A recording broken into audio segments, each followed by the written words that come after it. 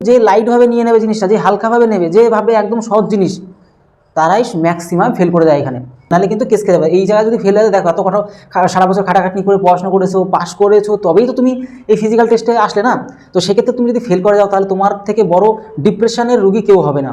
Railway group D physical টেস্টে অনেকে কিন্তু জিনিসটা একদম হালকাভাবে নিয়ে নেয়, তারাই কিন্তু আমি 100% চ্যালেঞ্জ দিলাম প্রত্যেকে ফেল করে। কারণ এখানে তোমরা ভাবছো হয়তো রেলওয়ে গ্রুপ ডি ফিজিক্যাল একদম সহজ একটা জিনিস, তোমরা শুনলে অবাক হয়ে যাবে, প্রায় 50%, মানে 100 জনের মধ্যে প্রায় অর্ধেক এই ফিজিক্যাল টেস্টে বাদ পড়ে যায়।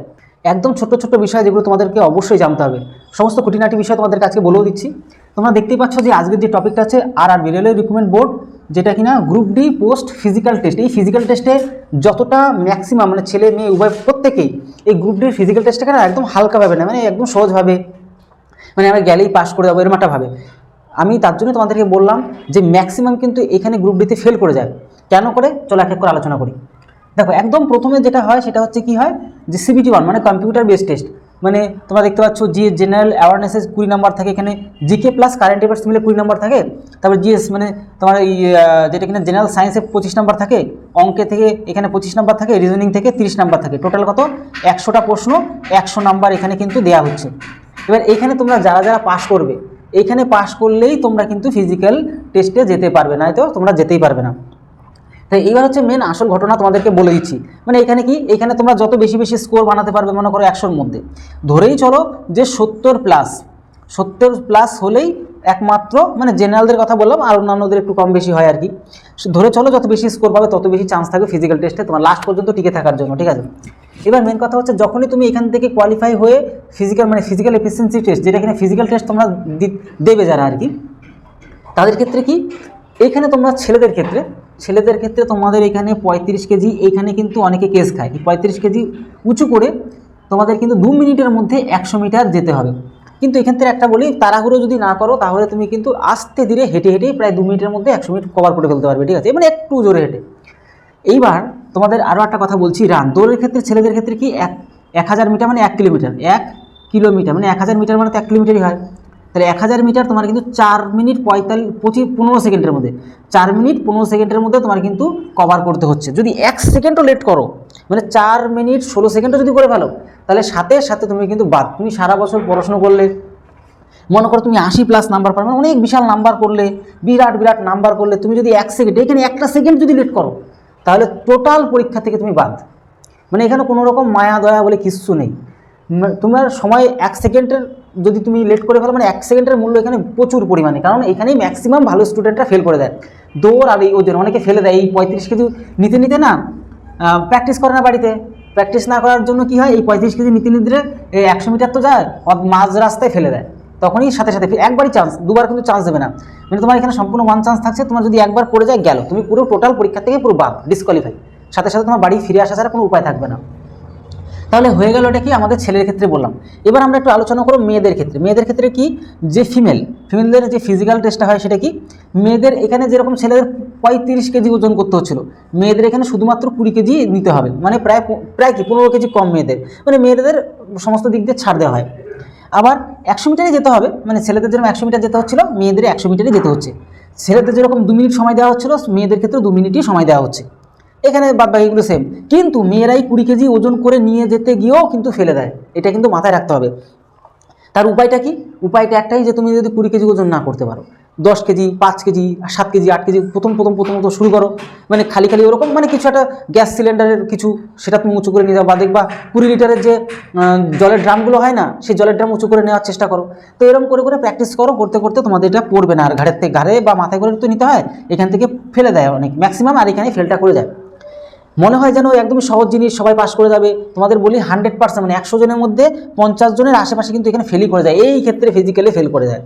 মেয়েদের 1000 মিটার দৌড়াতে হবে, সময় কত দেবে, 1000 মিটার মানে 1 কিলোমিটার, ঠিক আছে, 1 কিলোমিটার, আর সময় কত 5 মিনিট 40 সেকেন্ড।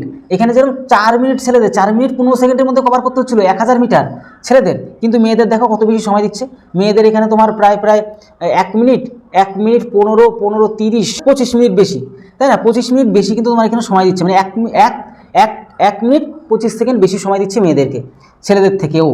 ঠিক আছে। এই ক্ষেত্রে দেখো ছেলেদের মেয়েদের কত সুবিধা বেশি, সময় বেশি দিচ্ছে, একই দূরত্ব হচ্ছে, ছেলেদেরও 1000 মেয়েদেরও 1000, কিন্তু সময় কিন্তু মেয়েদের বেশি দিচ্ছে। আর তোমাদেরকে একটা কথাই বললাম যে এই ক্ষেত্রেও একবারই চান্স, তুমি যেটাই করো তুমি 20 কেজি বয়ে নিয়ে যাও আর হচ্ছে কি 1000 মিটার দৌড়াও, দুজনের ক্ষেত্রে একবারই চান্স। তুমি যদি কোথাও যদি 5 মিনিট 41 সেকেন্ড সময় লাগিয়ে দাও তাহলে তুমি সাথে সাথে সেখানেই ফেল করে যাবে, তোমার বাড়ি তো চলে আসতে হবে।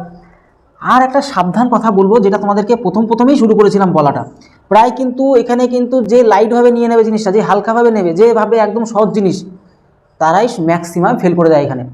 তাই অবশ্যই একদম সাবধানের সাথে জিনিসগুলোকে ভালো করে দেখে নাও, প্লাস আমি জিনিসগুলো তোমাদেরকে বলেও দিচ্ছি। দেখো এখানে ফেল করে কেন, তার একটা ভালো ভালো কারণ আছে। পায়ে কিন্তু টাইমারের মতন একটা চিপ লাগানো থাকে, ঠিক আছে, মানে টাইম সেট আপ করা থাকবে, পায়ের মধ্যে একটা চিপ টাইপের লাগিয়ে দেওয়া হবে। এবার তোমাদেরকে বলছি মাঠটা কী করে তোমরা কভার করবে সেই প্ল্যানও তোমাদেরকে বলে দিচ্ছি।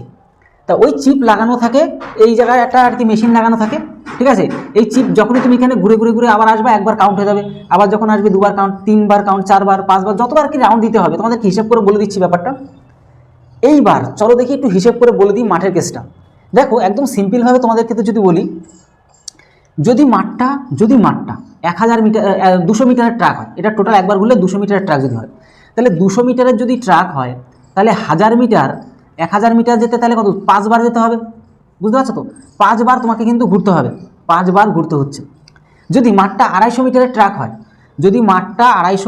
ট্রাক হয়, তাহলে 1000 মিটার যেতে কত 4 25 100, মানে হচ্ছে 4 বার তোমাকে কিন্তু পাক মারতে হবে, 4 বার পাক মারতে হবে। তাহলে এইখানে একটা ভীষণ বড় একটা খতরনাক ব্যাপার তোমরা একটু জেনে নাও। সেটা কি? সেটা হচ্ছে এটাই, দেখো তোমাদের একটু অঙ্কের ভাষায় জিনিসটা বুঝিয়ে দিই, তাহলে তোমরা ভালো বুঝতে পারবে। আমি এই হিসাবটা মুছে দিয়ে তোমাদেরকে আমি একটা একদম লিগাল হিসাব তোমাদেরকে দেখিয়ে দিচ্ছি। সাপোজ মনে করো আমরা তো বৃত্তের অঙ্ক তোমাদের করিয়ে রাখা আছে, পরিমিতি ক্লিয়ার, পাটিগণিত ক্লিয়ার, বীজগণিত ক্লিয়ার, ত্রিকোণমিতি ক্লিয়ার হয়ে যাচ্ছে। তো মেন কথা হচ্ছে এই পরিমিতির ক্ষেত্রে যদি আমি এটা বৃত্ত না, গোল মাটি সবসময় তোমাদেরকে দেওয়া হবে। আর এই গোল মাঠ কিন্তু সব থেকে বেশি খতরনাক হয় দৌড়ানোর ক্ষেত্রে। তুমি যদি ভুলভাবে দৌড়াও, তুমি যদি স্মার্ট ওয়ার্ক না করো, তবেই তুমি কিন্তু কেস খেয়ে যাবে। তোমাকে অবশ্যই দৌড়ানোর সময় কিন্তু স্মার্ট ওয়ার্ক করতে হবে, বুদ্ধি দিয়ে দৌড়াতে হবে, তবে কিন্তু তুমি কোনো রকম বিপদে পড়বে না। এবার তোমরা দেখো একটা ছোট্ট একটা হিসাব তোমাদেরকে দেখাচ্ছি। মনে করো এই বৃত্ত, এটা তো পুরো বৃত্তের এইখান থেকে এইটুকু ব্যাসার্ধ কত 7 মিটার, আর এখান থেকে এইটুকুর ব্যাসার্ধ কত 14 মিটার ধরেই নাও সাপোজ, ঠিক আছে। তাহলে যেই ব্যক্তিটা একদম এই সাইড দিয়ে দৌড়াবে, একদম ঘেসে দৌড়াবে, মাঠের ঘেসে, আর যেই ব্যক্তিটা একদম মাঠের বাইরের দিক দিয়ে প্রায় দৌড়াবে, তাদের মধ্যে কীরকম ডিফারেন্সটা চলে আসো। দেখো আমরা সূত্র তো জানি 2 পাই আর, 2 পাইয়ের ভ্যালু হচ্ছে 22/7, এই যে 2 পাই আর সূত্র, পরিসীমার সূত্র 2 পাই আর মানে কি ভিতরেটা 7, তাহলে 7 7 কেটে গেল, 22 দুগুণে কত 44 মিটার, তাহলে 44 মিটার কিন্তু এর দৌড়াতে হচ্ছে সাইড দিয়ে গেলে। আর যেই ব্যক্তিরা বা যেই ছেলেটা বা মেয়েটা একদম মাঠের সাইড দিয়ে দৌড়াবে, তার তো দেখি 2 পাই মানে 22/7 ইন্টু এই আর এর ভ্যালু কত আমাদের 14, মানে 2 কাটলে 44 দুগুণে কত 88, তাহলে 88 মিটার কিন্তু দৌড়াতে হচ্ছে। মানে যেই ছেলেটা সাইড দিয়ে বাইরে দিক দিয়ে দৌড়াবে, তার কিন্তু ভেতরের দিকে দিয়ে যে ছেলেটা দৌড়াবে তার থেকে ডবল কিন্তু দৌড়াতে হচ্ছে, 44 দুগুণে। তাহলে বুঝতে পারলে কেস কীরকম খাবে।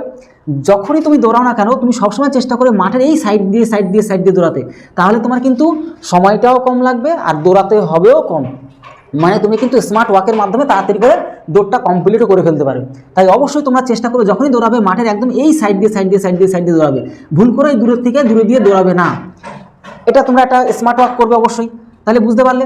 এইবার তোমাদেরকে একটা কথা বলি, চলো আরও 2-1টা জিনিস তোমাদেরকে বলে দিচ্ছি। তাহলে তুমি বলেও তো দিলাম, যদি 200 মিটারের ট্রাক হয় তাহলে আগে থেকে বুঝে নেবে, আগে থেকে তোমরা যখনই যে মাঠে যাও না কেন সেই মাঠটা দেখে নেবে যে সেই মাঠটা কত ট্রাক, মানে সে 200 মিটারের না 250 মিটারের। যদি 200 মিটার হয় তুমি আগের থেকে মনে রাখতে হবে যে আমার 5 বার দৌড়াতে হবে, ঠিকভাবে। অনেকে ভুল দৌড়ায়, অনেকে ভাবে কি ধরো 5 বার তো দৌড়াতে হবে, 4 বার দৌড়িয়ে সে দাঁড়িয়ে পড়ে, আর তখন ভাবে কি যে আমার তো দৌড় হয়ে গেছে, আলটিমেটলি সে কিন্তু ফেল করে যায়। এরকম কেস কিন্তু অনেক ঘটেছে। তাই খুব সাবধান, আগে হিসাব করে নেবে যে আমার 200 ট্রাক কিনা, 200 যদি ট্রাক হয় তাহলে 5 বার দৌড়াবে, আগে থেকে মাইন্ড সেট আপ করে নেবে, আর খুব সাবধানের সাথে 5 বারই কিন্তু দৌড়াবে।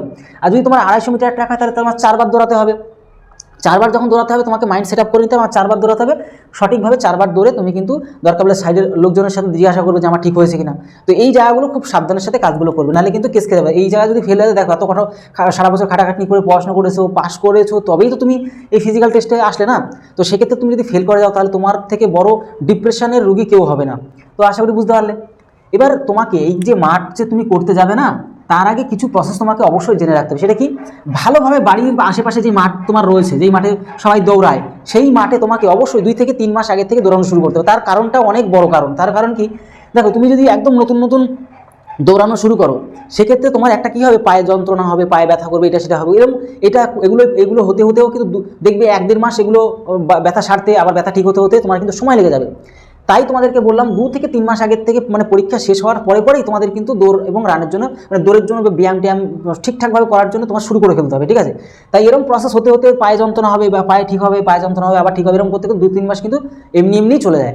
তাই অবশ্যই তোমাকে কিন্তু আগের থেকে প্র্যাকটিস করতে হবে। এমন না যে 2 সপ্তাহ আগের থেকে 3 সপ্তাহ আগের থেকে শুরু করলাম, লাস্টে গিয়ে দেখলে দৌড়ানোর সময় পায়ে ব্যথা হচ্ছে, ভীষণ পায়ে ব্যথা হচ্ছে, দৌড়াতেই পারছো না। এই ভুলটা একদমই করা যাবে না। দেখো তুমি জুতো পরে দৌড়াবে না খালি পায়ে দৌড়াবে?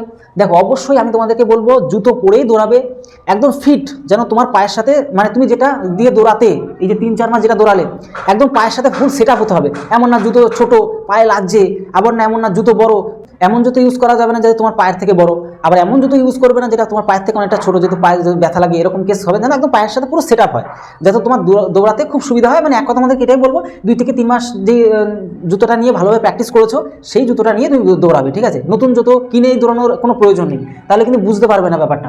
এটা গেলে 1 নম্বর কথা। আরও একটা কথা বলবো, জামা, তোমার জামা কি পরতে হবে, এমন জামা পরবে না যাতে তোমার বডির সাথে আনকমফোর্টেবল মনে হয়। মানে ছেলে যদি হয় একটা গেঞ্জি পরে দৌড়ালেও হয়ে যাবে, মেয়ে যদি হয় তাহলে স্পোর্টস যে সমস্ত জামাগুলো হয় সেগুলো পরে তোমরা দৌড়াতে পারবে, কোনো সমস্যা নেই। এইবার তোমাদেরকে একটা কথা বলবো, এবার দেখো মেনটা শুধু দৌড়ের কেসই। যখন দৌড়াবে তার আগে খুব ইম্পর্টেন্ট জিনিস, যখন দৌড়াবে তার ধরো দৌড় তোমার প্রক্রিয়া শুরু হবে, 20 মিনিটের মধ্যে শুরু হবে, তখন তুমি কী করো, এক্সারসাইজ করবে, পা হাত পা নাড়াবে, তারপরে একটু লাফাবে, একটু দৌড়াবে, মানে শরীরটাকে রানিং করে নেবে। তাহলে কী হবে, হঠাৎ করে যখন দৌড়াবে তখন পায়ে কোনো খিচ লাগার সম্ভাবনা থাকবে না বা ব্যথা লাগার সম্ভাবনা থাকবে না। এই জিনিসটা প্রথমত করে নেবে। দৌড়ানোর ঠিক 10 থেকে 20 মিনিট আগের থেকে এই প্রসেসটা করবে, একটু গা হাত পা নাড়াবে, বডি সবসময় রানিং করার রেখে দেওয়ার চেষ্টা করবে, তারপরে যখনই দৌড়াতে দেবে তখন দৌড়াবে। তারপর চলে আসবো আমরা আরও একটা, যে খাওয়া দাওয়ার ব্যাপারটা। দৌড়ানোর ঠিক আগের মুহূর্তে পেট ভর্তি করে কিচ্ছু খাবে না, কিচ্ছু খাবে না, না খেলে মানুষ মরে না, খেলেই মানুষ কিন্তু মরে। তাই একটু সাবধানে হালকা পাতলা জিনিস যদি খাওয়ার যদি ইচ্ছা হয়, একটু হালকা পাতলা জিনিস খাবে, যেরকম কি ডাবের জল খেতে পারো, ফলের রস খেতে পারো, ফল জাতীয় জিনিস খেতে পারো, প্রোটিন জাতীয় জিনিস খেতে, ছাতুগোলা জল খেতে পারো, এই সমস্ত জিনিস তুমি অবশ্যই খেতে পারো। তবে হ্যাঁ, দৌড়ানোর আগে আধা ঘন্টা 1 ঘন্টা আগে কিচ্ছু খাওয়ার দরকার নেই, ঠিক আছে, কোনো কিছু খাওয়ার দরকার নেই। তো এই জিনিসগুলো তোমরা একটু মেনটেন, গ্লুকোজ খেতে পারো 6H12O6 যেটা তোমাদেরকে বলছি। তো এই জিনিসগুলো তো অবশ্যই তোমরা মেনটেন করে চলো। এগুলো হচ্ছে মেন ব্যাপার ছিল তোমাদের। তোমরা যারা পাস করে ফিজিক্যাল টেস্ট দেবে, তোমাদের সমস্ত প্রক্রিয়াগুলি তোমাদেরকে বলে দিলাম, যাতে কোথাও সমস্যা না হয়। এর আগের ভিডিও তো তোমাদেরকে সব বলে দিয়েছি। এর আগেও গ্রুপ ডির আরও ভিডিও গেছে, সেগুলো তোমরা দেখেও নিতে পারবে। পরবর্তী গ্রুপ ডি রিলেটেড আরও নতুন ভিডিও তোমাদের জন্য আনবো। তোমরা যদি নতুন হয়ে থাকো এখনই আমাদের চ্যানেলকে সাবস্ক্রাইব করে বেল আইকনটি প্রেস করে রাখো এমন ধরনের হেল্পফুল ভিডিও পাওয়ার জন্য। আর তোমাদের আরও একটা কথা বলবো, তোমাদের যদি কোনো রকম কোয়ারিজ থাকে, কোনো রকম যদি ডাউট থাকে, কোনো রকম যদি প্রবলেম থাকে, অবশ্যই কমেন্ট বক্স ওপেন থাকছে, সেখানে কমেন্ট করে জানাতেও পারো। তাহলে ভিডিওটি আজকে এলো, তো সময় ভালো থেকো, সুস্থ থাকো। জয় হিন্দ, জয় ভারত।